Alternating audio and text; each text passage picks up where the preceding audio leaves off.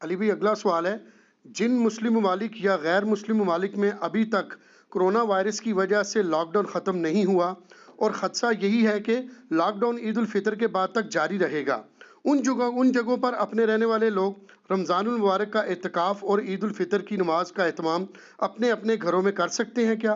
Please وضاحت فرما دیں۔ دیکھیں جی، یہ جو کرونا کی آزمائش پوری امت پہ اس وقت آئی ہوئی ہے، اللہ تعالیٰ اس سے نجات دلائے، آمین۔ اور جو اس کا اعلی کار بنے ہوئے ہیں ان لوگوں کو بھی اللہ تعالیٰ عقل دے کہ یہ پوری دنیا کو کس مصیبت میں ان لوگوں نے ڈال دیا۔ میں بس کوڈ ورڈز میں ہی بات کر رہا ہوں، لوگوں کو بات سمجھ آ جائے گی انشاءاللہ تعالیٰ۔ کچھ عرصے میں حقائق ویسے ہی کھل کے سامنے آ جائیں گے۔ بہرحال اس کی وجہ سے یہ جو کچھ ہو رہا ہے، ظاہر ہے کہ آزمائش تو بنی ہوئی ہے۔ پہلے جمعے کا مسئلہ بنا ہوا تھا، مساجد کے اندر پولیس اور عوام کی لڑائیاں ہو رہی ہیں جمعوں کی وجہ سے، اور وہ لوگ لڑ رہے ہیں کہ جنہوں نے زندگی میں صرف نماز ہی جمعے کی پڑھنی ہوتی ہے، حالانکہ ان کو یہ نہیں پتہ کہ جمعے کی نماز تو بعد کی چیز ہے میرے بھائی۔ اصل چیز تو یہ ہے کہ جو 5 وقت کی نماز آپ پہ فرض کی گئی ہے، جو صحیح مسلم میں 246 نمبر حدیث ہے، بندے کے کفر اور ایمان، شرک اور ایمان کے درمیان فرق ہی نماز ہے، اس کے معاملے میں تو آپ بالکل کیجول تھے۔ آج جمعے بند ہوئے، اور جمعے بھی ان کے بند ہوئے ہیں کہ جو صرف جمعے میں دوسرے خطبے کے وقت مسجد میں پہنچتے تھے، وہ بھی عربی والے خطبے میں، حالانکہ جمعے کا مقصد نماز پڑھنا نہیں ہے، اسی لیے تو اس دن ظہر کی 4 رکعتیں کم کر کے 2 کر دی گئی ہیں۔ جمعے کا مقصد تذکیر ہے، نصیحت ہے، جو تقریر کرنی ہوتی ہے، بشرطے کہ وہ تقریر کتاب و سنت کے دائرے میں ہو رہی ہو، کہانیاں نہ ہو رہی ہو۔ تو اب چونکہ جمعے کا مقصد تقریر ہے، لہٰذا جمعہ تو اب گھر میں نہیں ہوگا، اس کے لیے ایک پراپر ڈیکورم چاہیے، گھر میں تو ظہر کی نماز اس کے ایکویلنٹ ادا کی جائے گی۔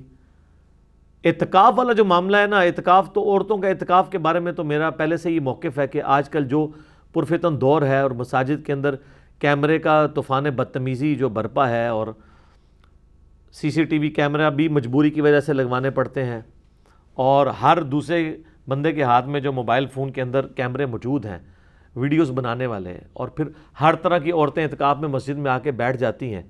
بڑا مشکل ہے اس کو مینیج کرنا کہ مسجد کے اندر بے حیائی والا عنصر اوائڈ کیا جا سکے، لوگوں کی تصویریں بنا کے لوگ نیٹ پہ چڑھا دیں۔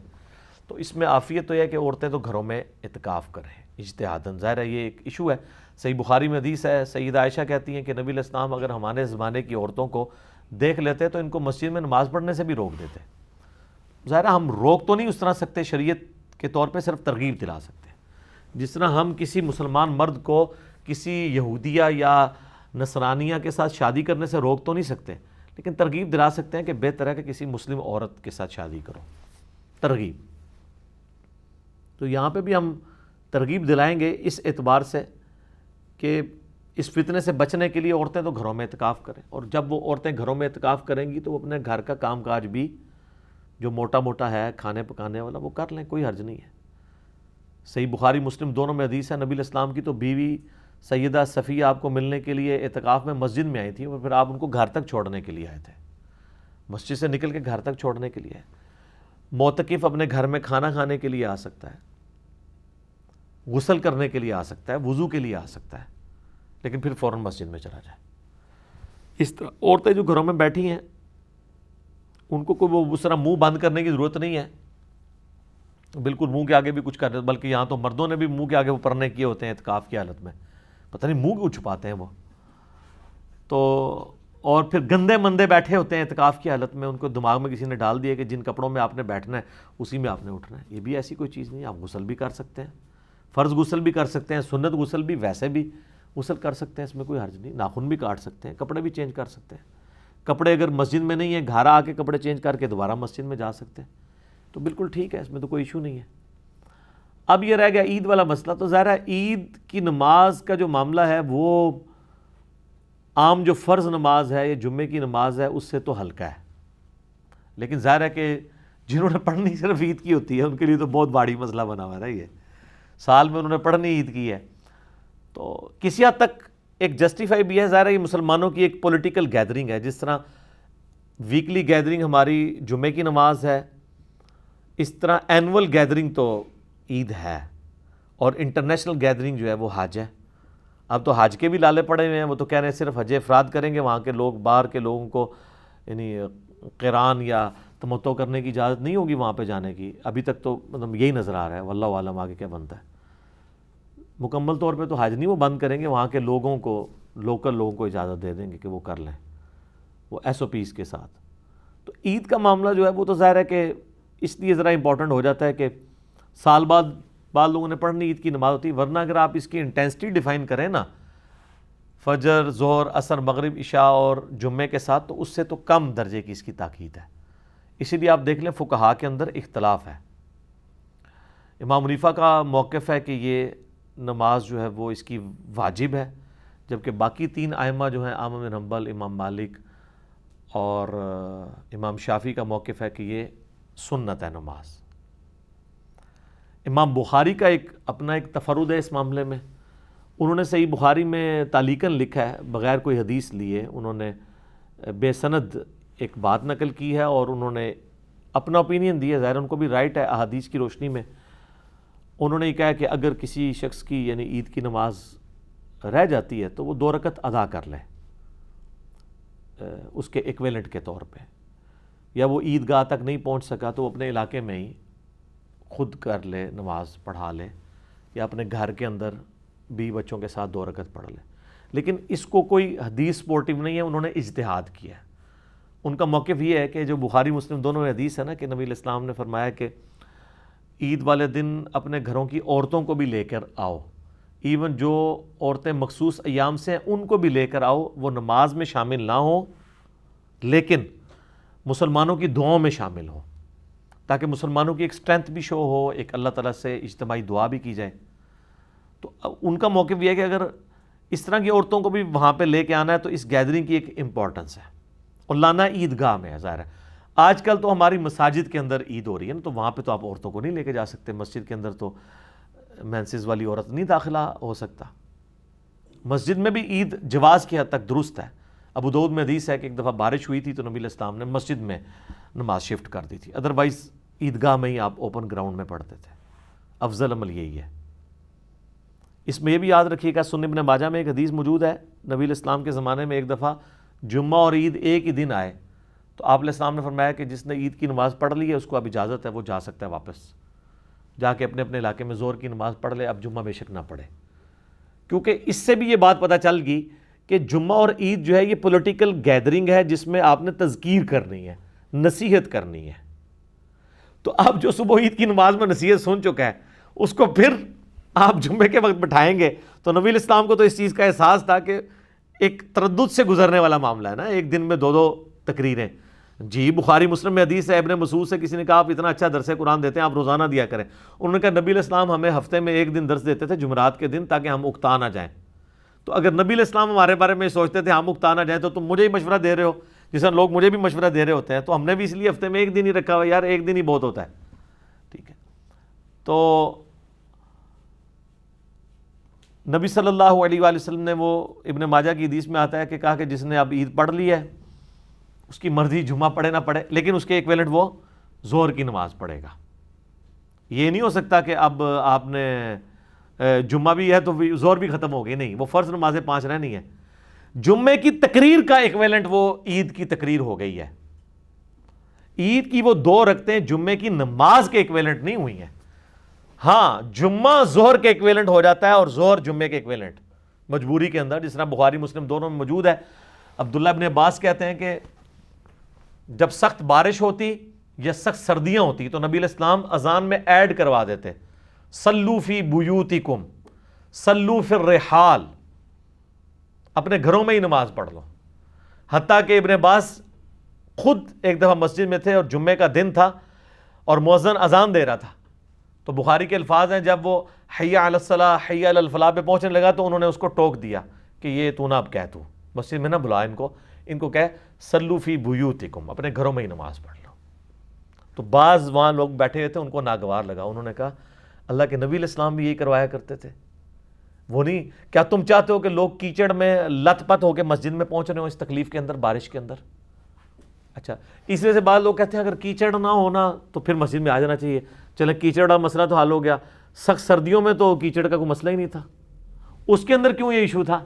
اس کے اندر اس لیے ایشو تھا کہ آنے میں تردد ہے.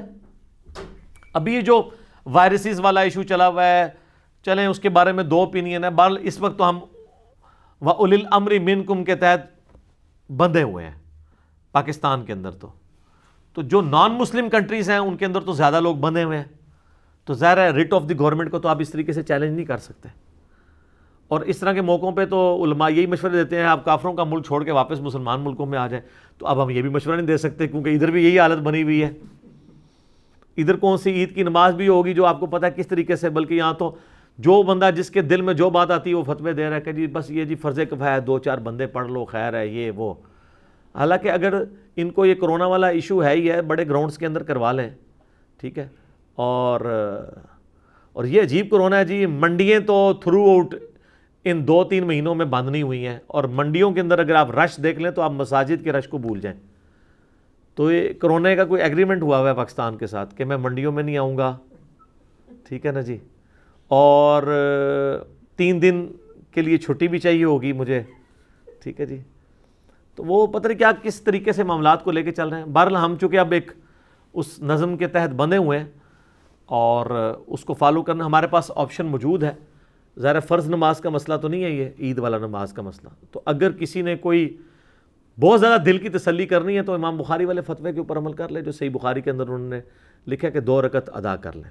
اور وہ آپ جماعت کے ساتھ بھی گھر میں ادا کر سکتے ہیں نفلی نماز کے طور پہ اس کے ایکویلنٹ. لیکن وہ عید کی نماز آپ اس کو نہیں کہہ سکتے پیورلی، کیونکہ عید کی نماز میں تو ظاہر ہے کہ ایک تقریر ہوگی، اگرچہ عید کے لیے ممبر نہیں لگتا، جمعے کے لیے ممبر لگتا ہے اور صرف نماز کے طور پہ ہوگا. تو آپ ٹھیک ہے اپنی تسلی کے لیے ایک شکرانے کے طور پر 2 نفل پڑھنا چاہتے ہیں ضرور پڑھ لیں، یہ اجتہادی مسئلہ ہے. باقی جو نہیں پڑھتا تو کوئی حرج نہیں ہے، یہ فرض نماز کے اندر نہیں آتی ہے. فرض نماز ہوتی تو اتفاق ہوتا.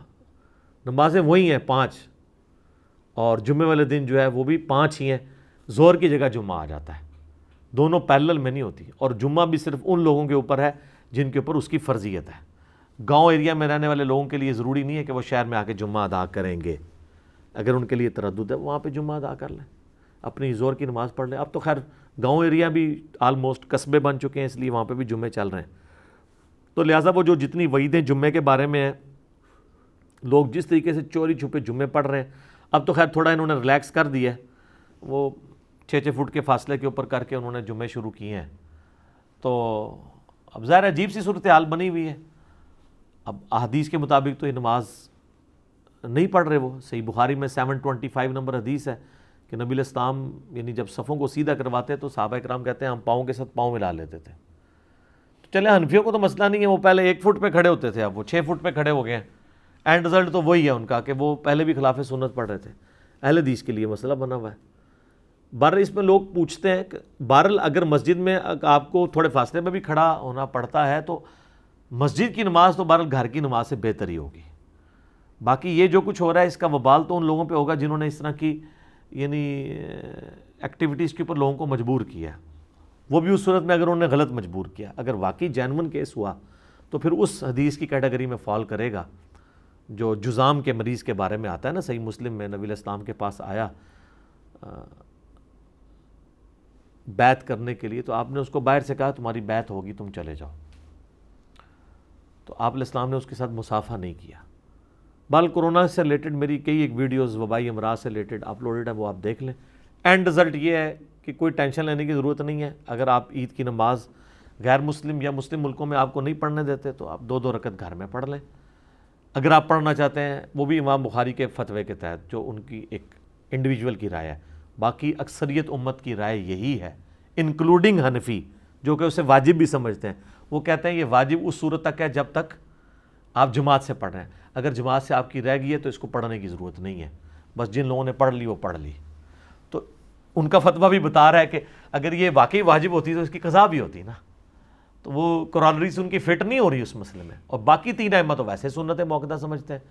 امام بخاری جو ہیں وہ اس معاملے میں انہوں نے تھوڑی آپ سمجھ لیں کہ سختی کی ہے. تو وہ سختی بھی یعنی اجتہادی ہے. اگر کوئی اس کو فالو کرنا چاہتا ہے تو بے شک کر لیں، ہمیں تو کوئی اس میں حرج نہیں ہے. باقی ہمارے لیے تو اب نظر تو یہی آ رہا ہے کہ پاکستان میں تو عید کی نماز ہوگی. کیونکہ جب جمعے کی نماز انہوں نے ریلیکس کر دی ہے تھوڑے تھوڑے فاصلے کے اوپر سوشل ڈسٹینسنگ کرتے ہوئے، تو اس طریقے سے عید کے معاملات بھی امید ہے کہ یہاں پہ مینیج ہو جائیں گے. اب تو یہاں پہ آلموسٹ دکانیں بھی ہفتے میں 4 دن تو انہوں نے کھولی دی ہیں نا، 3 دن کا انہوں نے وقفہ کیا ہے. 4 دن کے لیے انہوں نے کرونا کے ساتھ ایگریمنٹ کر لیا کہ سر تھوڑا سا ہم پہ مہربانی کریں. اور انہیں 4 دیاڑے جو دھونی پٹی ہے نا زنانیاں نے مارکیٹ دی ایٹھرلی اوپرلی کر چھڈی ہے. تو بلکہ وہ اس دن میں ایک ٹی وی اینکر کی بات سن رہا تھا، مجھے بڑا مزہ آیا. اس نے کہا ہم تو بچپن سے سنتے تھے کہ جان ہے تو جہان ہے، لیکن جب سے یہ لاک ڈاؤن کھلا ہے نا، جس طرح لوگ عید مل رہے ہیں نا ایک دوسرے کو، تو اب لگا کہ جہان ہے تو جان ہے. تو یہ آپ دیکھ لیں جس طریقے سے اگر کسی کو مجبوراً مارکیٹ میں جانا پڑ جائے اس کو تو وہ پریشان ہو جاتا ہے کہ یار میں یعنی ادھر سانس کیسے لوں. جس طریقے سے اب وہ یعنی پوری کسر لوگوں نے نکال دی ہے. ویسے تو ایس او پیز انہوں نے دے دی ہیں لیکن کون فالو کرتا ہے؟ اتنے زیادہ رش میں کہاں پہ چیزیں فالو ہو سکتی ہیں؟ اور نہ اتنی ہمارے پاس نفری پولیس کی موجود ہے کہ اس کو اس طریقے سے لے کے چل سکے. بہرحال اس سے ایک چیز مجھے پازیٹیو نظر آ رہی ہے کہ یہ جو انہوں نے ٹائمنگ بتائی ہے نا 9 سے 5 تک، اگر اس پوری کی پوری ایکسرسائز کی آؤٹ پٹ یہ نکلا ہے کہ پاکستان میں ہمیشہ کے لیے یہ رائج ہو جائے کہ جتنی دیر سورج نکلے گا نا بس اتنی دیر آپ دکان کھول سکتے ہیں، اور جیسے ہی مغرب کا وقت قریب آئے گا دکانیں آپ نے بند، تو ہماری 30-40% بجلی بچ جائے گی اور سکون میں آ جائیں گے ہم لوگ. اور وہ یورپ اور امریکہ جن کی لوگ مثالیں دیتے ہیں وہاں پہ بتائیں رات کو اتنی دیر تک دکانیں کھلتی ہیں. یہاں تو ہمارے جہلم شہر کے اندر میں حیران ہوں کہ 10-11 بجے لوگ آ رہے ہوتے ہیں. بڑے شہروں میں تو 12-1-2 بجے دکانیں کھلتی ہیں اور رات کو 2-2:30 بجے بند ہوتی ہیں. اور کس طرح انہوں نے بجلی کا ستیہ ناش پھیرا ہوتا ہے. اگرچہ وہ بل دے رہے ہیں لیکن ظاہر ریسورسز تو ضائع کر رہے ہیں. لیکن آپ ملیشیا میں چلے جائیں، ملیشیا میں فجر کی اذانوں کے وقت لوگ کیڑیوں کی طرح نکلے ہوتے ہیں روڈ پہ، کیونکہ ان کے دفتر کے اوقات فجر کے فوراً بعد شروع ہو جاتے ہیں. کالجز، یونیورسٹیز، سکولز فجر کے فوراً بعد شروع. سر ہماری دنیا میں تو سکون آ جائے. میں تو کہتا ہوں پاکستان میں اگر یہ کام شروع کر دیں فجر کے وقت چلیں، اسی بہانے لوگ فجر کے بعد بچوں کو اٹھا تو لیں گے. جس طرح سردیوں میں آپ دیکھتے ہیں کہ سردیوں میں تو فجر چونکہ لیٹ ہو جاتی ہے، وہی مائیں جن سے بچے فجر میں نہیں اٹھ رہے ہوتے وہ اس ٹائم اٹھا کے ان کو باہر لا کے گاڑی کے انتظار میں کھڑا کیے ہوتی ہیں. تو کتنا آسان والا معاملہ ہو جائے. زور کے وقت چھٹی ہو کے لوگ گھر آ جائیں، سکون سے بیٹھیں، باقی دن اللہ کے لیے گزاریں. بجلی کی بھی بچت، اور خصوصاً وہ لوگ جن کی بڑی یعنی پور قسم کی فیملی لائف گزر رہی ہے کہ جب وہ لوگ ان کے بچے صبح اسکول جا رہے ہوتے ہیں تو وہ سوئے ہوئے ہوتے ہیں، اور جب وہ شام کو واپس آتے ہیں تو بچے سوئے ہوئے ہوتے ہیں، کوئی رات کو 2-2:30 بجے آ رہے ہوتے ہیں. تو کئی دن ان کو ملاقات ہی نہیں ہوتی اپنے بچوں کے ساتھ. بہت کم لوگ ہیں جن کا صبح کے وقت کام شروع ہوتا ہے. اب جس نے 2-2:30 بجے یا 12 بجے جا کے دکان کھولنی ہے، 10-11 بجے اٹھے گا نا، اس کا بچہ تو صبح 7 بجے اسکول جا چکا ہے، تو ملاقات ہی نہیں ہوگی. اور بچہ جب واپس آئے گا دوپہر کے وقت یا شام کے وقت، باپ نے تو رات کو 2 بجے واپس آنا ہے تو وہ سویا بھی پائے گا اسے.